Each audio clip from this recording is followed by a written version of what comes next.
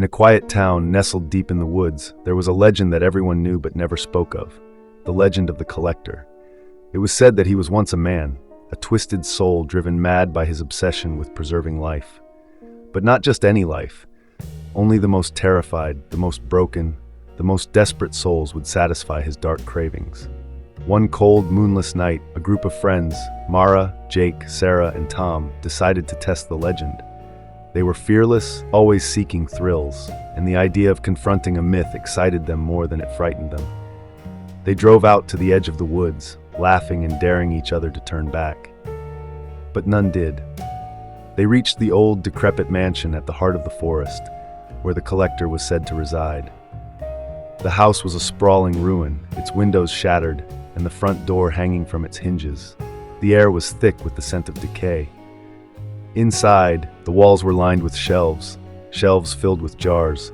Each jar held something grotesque, a severed hand, a preserved eye, a shriveled heart. But the most disturbing were the faces of people, frozen in expressions of sheer terror, their skin stretched tight over plaster molds. Mara felt a chill crawl up her spine. "This is sick," she whispered, her voice trembling.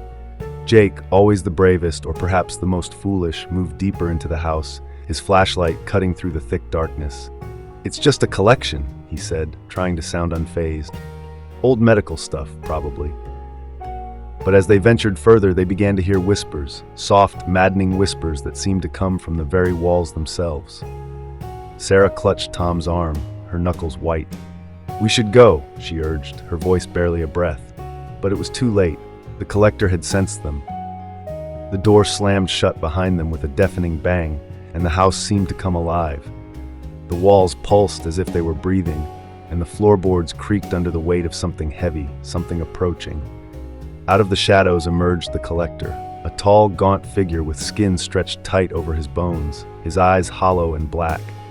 He wore a long, blood-stained coat, and in his hand he held a gleaming scalpel. "You came to see my collection," he rasped, his voice a guttural growl, "and now you'll be part of it." Panic set in. Mara screamed and bolted for the door, but it wouldn't budge. Jake swung his flashlight at the collector, but the man moved with unnatural speed, sidestepping the blow and slashing the scalpel across Jake's chest. Blood sprayed across the room as Jake fell to the floor, gasping for breath, his eyes wide with terror. Tom grabbed a broken chair leg and swung it at the collector, but it was as if the man could anticipate every move. The collector caught Tom's arm mid-swing and with a sickening crunch snapped it like a twig. Tom screamed in agony, but the collector silenced him with a swift slash across his throat. Sarah was frozen in place, her eyes wide with horror. She backed into a corner, her heart pounding in her chest. The collector turned his hollow gaze on her, a twisted smile curling his lips. "Don't worry," he whispered as he approached her. "I'll make sure you last forever." Mara, desperate and terrified, grabbed a jar from the shelf and hurled it at the collector. It shattered against his head, and for a moment, he was dazed. Seizing the opportunity, she grabbed Sarah's hand and pulled her towards a side door. They stumbled into a narrow hallway, the walls closing in around them. The whispers grew louder, more insistent, as if the house itself was mocking their fear. They could hear the collector's footsteps behind them, slow and deliberate, each one a death knell. They burst through another door and found themselves in a room filled with mannequins. Except these mannequins were made from real bodies, preserved and posed in grotesque tableaus. Mara felt bile rise in her throat as she realized some of the faces were still recognizable. Missing persons from town, people who had disappeared over the years, their bodies now twisted into the collector's nightmarish art. Sarah sobbed uncontrollably, her mind fracturing under the horror. "We have to get out," Mara whispered urgently, but her words felt hollow. There was no escape. The collector knew the house like the back of his hand, and they were trapped in his twisted game. The door slammed shut behind them, and the collector stood there, his eyes gleaming with sadistic glee. "You can't leave," he hissed. "You're mine now." With a scream of defiance, Mara lunged at him, but the collector was ready. He grabbed her by the throat and lifted her off the ground, his grip like iron. She gasped for air, her vision fading as he tightened his hold. "Don't worry," he whispered, his voice cold and emotionless. "I'll make you perfect." With one swift motion, he drove the scalpel into her chest, piercing her heart. Mara's body went limp, her eyes glazing over as her life drained away.